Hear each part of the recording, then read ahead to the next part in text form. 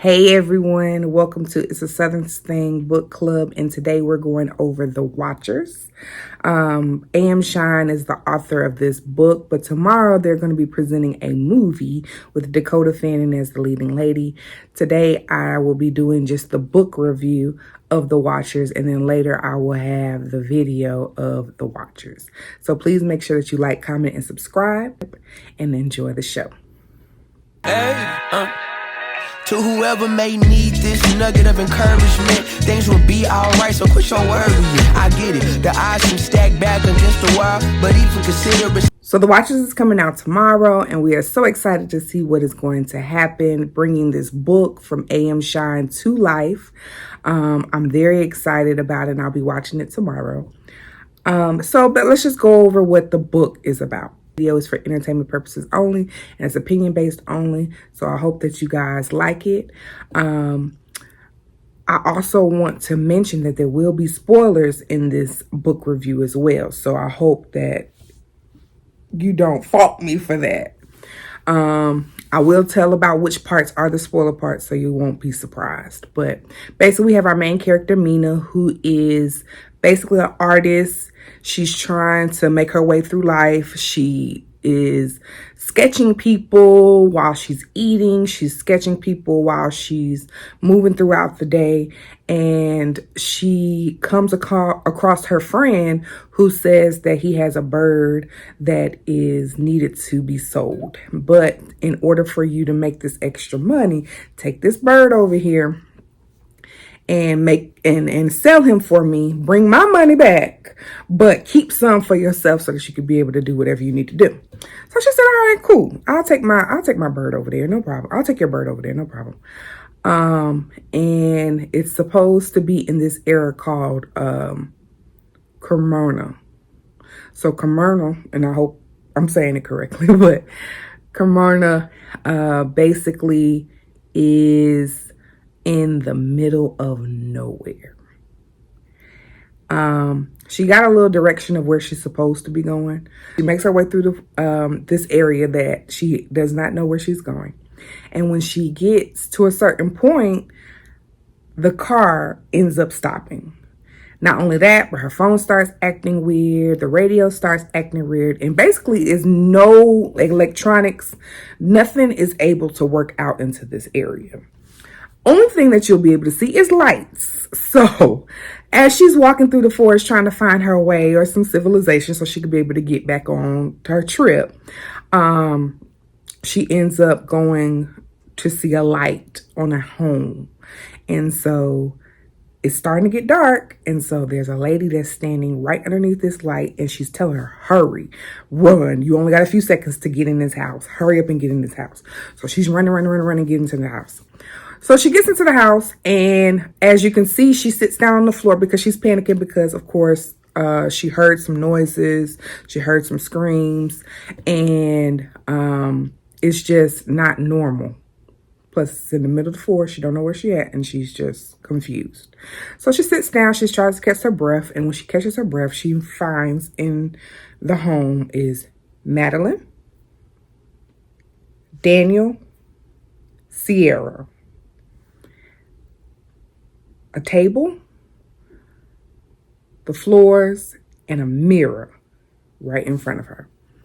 Now, there are sounds that are happening on the other side of this mirror, and she does not know what they are, and no one can explain to her what they are, except for they look just like her. They're long, they're linky, but they are changelings. They actually can form to look exactly like you. And those are called the Watchers. So there you have the main climax to the story at first. So now we're moving through our day-to-day life, and they're trying to teach her how to adjust. Basically, there's no returning until we figure out how to escape. But honestly, as we're going through the book, you really don't really hear too many people talking about escape. They're just complacent. They're just stuck where they are, and they're just living day to day to figure out what to do. They daily go to a river, which is not too far away, to get daily water. They get traps set up so that they can have food. They get fire set up so that they can be in warmth. And then they only do this in the daytime, because in the daytime is when the watchers are asleep in these big, almost like holes in the ground. And no one has seen them until nighttime comes. So we get a description of the home, and then they call it the coop. And when the mirrors in the daytime, they're mirrors at night, but in the daytime they turn into windows, so you can see out into the forest and everything that happens. So the trailer for this movie really pretty much is going to be very exciting, very suspenseful, very thrilling. It's considered a horror movie, so those who don't like horror movies, I'm so sorry. But basically, I'm very excited to see it. To continue on with the story of what happens in the book, if you are not going to go see the movie today, we get understanding of the coop. It's a regular home. It has a lot of bolts on the door to protect them. We have the mirror, which can stand a lot of pressure against it. And we have a light that kind of signals when it's time for us to come outside, and when it's time for us to go inside as well. So we know when the light come on at nighttime, we need to be finished with all our chores and our activities before it's time. And then when the light goes off, we're able to go outside, enjoy our outside, walk, stretch, whatever, but we need to get back in. But we don't have an escape plan. We don't know what's happening. The book was a little drawn out about that. I wish it could have sped it up, but it would have made the book a little short. But we get to understand the different characters. So we got Daniel, who's a pretty young guy. He's pretty much our muscle, and he helps set up the traps. He goes, collects the food. He, cooks it, and then we have something to eat. He also can grab some berries for us as well. And we have Sierra, who at the beginning of the book was partnered with her husband, John. But John decided to leave because he was trying to find rescue for them, and he didn't make it in time, and he ended up missing. Do we know he's dead? We don't know, but we just know he ain't coming back. So she's really sad about that. And then we have Madeline, who is like almost the head commander of this tribe, because she's basically telling them she's been here the longest. She knows what they look like. She can describe them to you, that they're long and lanky. And she knows, how to set up the trap. She knows where the river is to get the water. She knows where you got to go to get the food, the wood and everything. So she knows where everything is. So basically, she's just the head commander of this whole group. She knows about the coop. She knows about the light. She knows, sounds. She just pretty much can tell you everything. So everybody is listening to her. So you can call her head mom. She's head mom. But one night in particular, the pressure on that window is extremely weak. Not that it shatters, but you can tell that it ain't gonna hold another night. The watchers are just tired of watching these people, and they're tired of just seeing them doing boring stuff. It's time for us to team up, and let's just go ahead and get them. So we're going to put everything we got against this door. We're going to put everything we got against this window, and we're going to see if we can try to crack it in order to get them. And they can't do anything but take other pieces of furniture in the house and try to put it up against the mirror, and try to put it up against the door in order to try to save themselves. And as they move this furniture, they find that there's a hollow place underneath where the table's set that could potentially be a tunnel for a lifesaver for them. So when the daylight comes, they go down and tell Daniel to find something, you know, that's real hard, real sharp, that can be able to bust this floor open so we can figure out what's down here. Now, we're taking a chance because it could be the tunnel for where the main watchers are sitting, waiting on us to attack us in the daylight. Or it could be a place where we can safely go down and be protected. And so Daniel finds a really nice rock that's pretty blunt, and he just starts hammering at this floor. And they find a safe house down there surrounded by cement. Not only do they find a safe house, they find food, they find water, they find beds, they find couches, they find computers with many different screens and everything. And so, and a light. So, hey, this could be a safe space for us because on top, it also has a latch which can protect us from the watchers. All right, so now we're down here in this bunker. And the computer comes on and it has one video on there from a professor who is been here before. So he's basically telling them that he made a mistake, for one, doing the research on who the watchers were, and two, setting up this actual bunker because so many people died behind it. He sent teams on top of teams to bring the bunker, container ship, whatever you want to call it, out here, and knowing that the watchers were going to kill these people because they wasn't going to get it done in time. And he felt bad about it, and it was his way of just getting research for the watchers, because he saw that they were changelings and that they were able to form whatever they watch. So the people that they did, the characteristics that they did, all of that different stuff, he saw that they were forming their bodies and their characters toward the people that they were watching. And he thought that that was interesting. And with him being a professor of history, they said, well, we can be able to research them and then probably bring awareness to who these people are, or what these things are. And so he made the teams, he made the bunker, but all of his team members died except for him. And it was touching, it was sad, but he also had another thing to tell them, and that was the escape plan.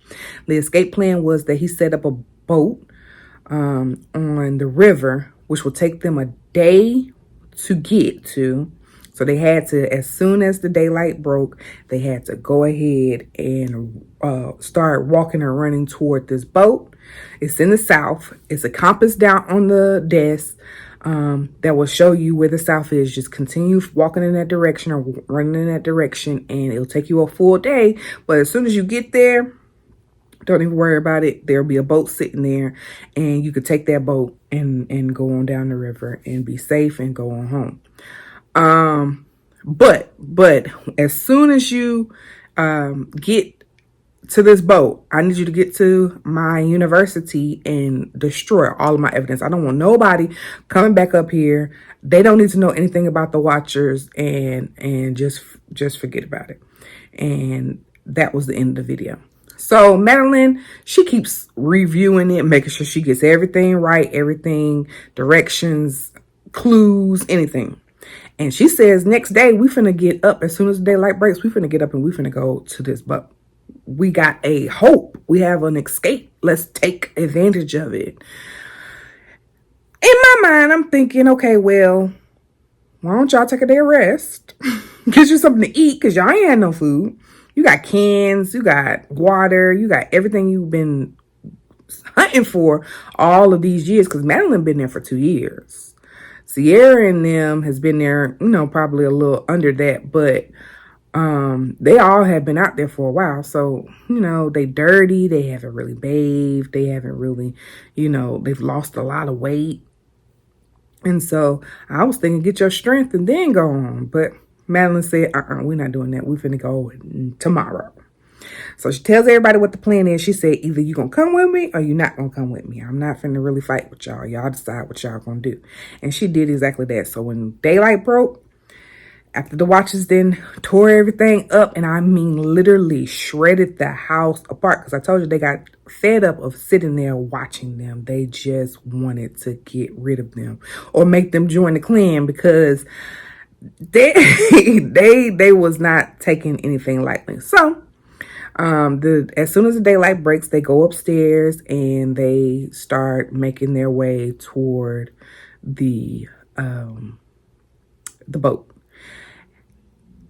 They're walking, but Miss Mina doesn't have any shoes on, because she left her shoes in such an excitement to be able to see that there's a bunker down there.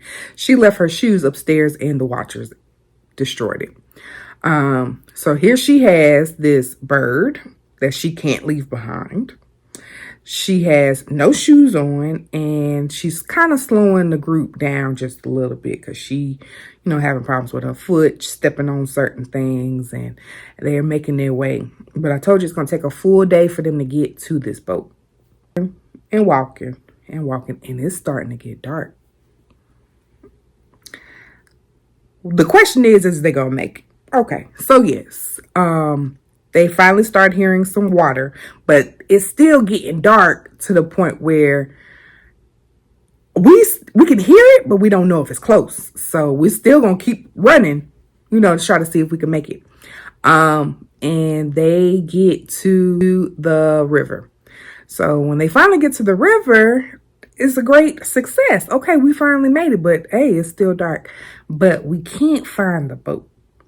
He gave us a description of where it could be located, but I don't see it around here. So now they spread it out to be able to see if they could find this boat. The boat was ducked down, covered by a tarp, but it was made out of wood, so it kind of got a little damage of it. So we're going to see if this boat can make it. Mina gets in, Sierra gets in, Madeline gets in, but Daniel is nowhere to be found. And as they're looking around for Daniel, remember it's still dark, Mina spots Daniel, but Daniel is too far out of reach that she can't just go grab him and bring him, with them. So he ends up getting left behind. He also is looking at a Watcher, and that's another reason why Mina just couldn't just go over there and just grab him, because she's looking at a Watcher. I mean, he was looking at a Watcher, but in Daniel's mind, I don't know if he was a little delulu or what, but in Daniel's mind, it looked just like John. So John was Sierra's husband from the beginning of the book. So,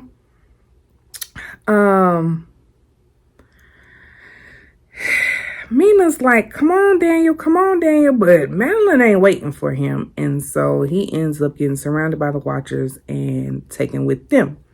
Mina makes it to the boat in time, and they actually start rowing away.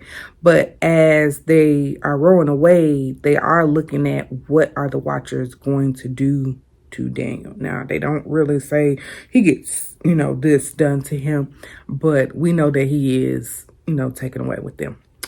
So now we're rolling down the boat.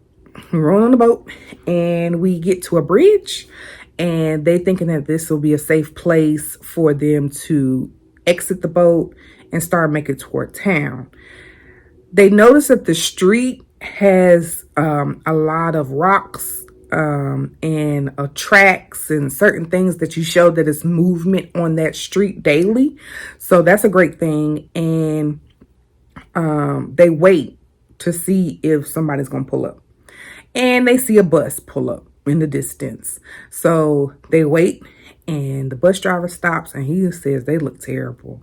But he says he got water in the back, and he's headed toward a certain city. So they go to the city, and the bus driver's like, y'all can't walk around this town like this because y'all look really, really bad. So what I'm going to do is try to get you, if y'all all are staying together, I can take you to one location, and then y'all all can just get off of the bus there. And then y'all can, be safe. And so she says, yeah, I live, over here. So go ahead and you can drop me off over there. And they dropped them off. So they go in the home and they're at Mina's apartment. Mina's hoping that, her key still works because she had her key in her pocket. How you kept a key this whole time. But hey, that's your own thing. But she kept a key in her pocket. And so she opens the door and they go inside. So now you got Sierra, you have Madeline, you have Mina, and you have this raggedy bird. So we get inside of the apartment. They're so happy to be there. First thing I would have did was shower, but I understand you want to look at the city. You want to just take in fresh air. You just want to just be safe. And so they decide to cook some food and actually eat. They go to sleep. And then when they wake up in the morning, they notice that Madeline is gone. Sierra wants to go to her home, but she doesn't really want to answer too many questions from John's family about what happened to him, because they're not so really going to be talking about what just happened to anybody, really. So she doesn't really want to answer too many questions about if John was don't want to answer too many questions about John being missing and what happened to them and why they haven't heard from them in so long. We don't know where Madeline lives. She never talked about it when we was in the forest. And so we just really want to, we can't track her down. We don't have a cell phone, no, none of that. We don't know anything about the lady. We just know her name is Madeline. So Sierra says, I'm finna go home to try to take me a shower and actually lay down. But please come to my house, Mina, when you get a chance, because I really don't want to sleep alone. And Mina says, okay, cool. Write down your address, write down your phone number. And then what I'll do is, as soon as I take care of a little business, I'll be able to come over there with you. And so she says, okay, cool. So she goes and leaves. Sierra leaves and goes home. And then Mina decides to take a shower and then put her clothes on to go up to the university so that she could be able to destroy all the evidence that the professor told her to do, because he don't want anybody to go up there. So she disguises herself in a good little way, and then she goes up to the university. But she doesn't remember or know what he studies. So he was a professor in history, and I know I jumped the gun before, but he was a professor in history, and she is trying to tell you his name. She tells the clerk, I just need to see some of his work because I love his work so much. So he says, yeah, we got some boxes of it in the basement. Do you really need me to go get it? And she's like, yeah, I need you to go get it because I need to understand, his studies. So he goes get it, tells her to go into this room, which is called the study room. Wait there, and then I'll bring all of his work up there to you. So she goes into the study. She's looking around, and she's in her head, and she's thinking about this could be a place where the professor might have did lectures and studied and just read and everything. And there's a person that's inside of the study room just reading their book as well. So she asked them, do you know the professor? And they said, yes, I know the professor. He has, great lectures, very, very knowledgeable of different things, and he's a great professor. She said, but he hasn't come back to us in about 5 years. And I thought that it was because of his wife, because we found out that his wife has cancer. So he brings up the information, all of the boxes that have the professor's information in it. And she starts looking through all the papers, the ledgers, the maps, the diaries, all of his work. And she sees exactly a point inside of the forest that's circled that is where the watchers are. So she knows she needs to destroy that. But she can't take any of the information with her. So she has to fold it up discreetly and be able to put it into her bag. So while she's doing this, she also collects the diary. She collects some pictures as well. But as she's looking through the pictures, and she says she sees somebody that she recognizes, a young lady. And she asks the person who's inside of the room, who is this young lady that's standing next to the professor? And the lady says, oh, that's the professor's wife. She died about 5 years ago because of cancer. And she says, well, do you remember what her name was? And she says, yes, I remember her name is Madeline. So now we know one thing, and this is where the spoiler alerts happens. Okay, you guys? We know that Madeline, and I'm sorry I didn't give you all the description earlier. We know that Madeline was a tall woman, very tall woman. And it's interesting that you say it's tall woman, but inside of this picture, she only looked like about 5'4". She only looks really, really small. So we're knowing that Madeline ain't who she says she is. And it's interesting because if her wife, the professor's wife is, died 5 years ago because of cancer, Madeline says she only been there for about 2 years. So we know, and you a watcher and you trying to disguise yourself as a regular person. And it starts the other climax, the main climax. So now we have to go back to warn Sierra, because now that I know what Madeline is, this is about to get ugly. And it does become ugly because when Mina returns back to the apartment, her door is shattered. And it's not like a regular shattered, like an axe just went through it, or, somebody just busted in. It's shredded. So some type of force has really just torn this door apart. And so she goes in, tries to see if anybody's inside of the apartment. She only sees the bird. And then she starts looking for the piece of paper that has Sierra's information on it. And that also is gone. So either Madeline has came into this house, shredded my door, took the information, and now she's going to go and take care of Sierra. When she gets a chance, she might come back and try to take care of Mina. So Mina decides to do a little research and find where Sierra lives. And so she runs to Sierra, gets a taxi, goes over there, and sits down and lets Sierra know what's happening. And Sierra, had locked all the doors, protected herself.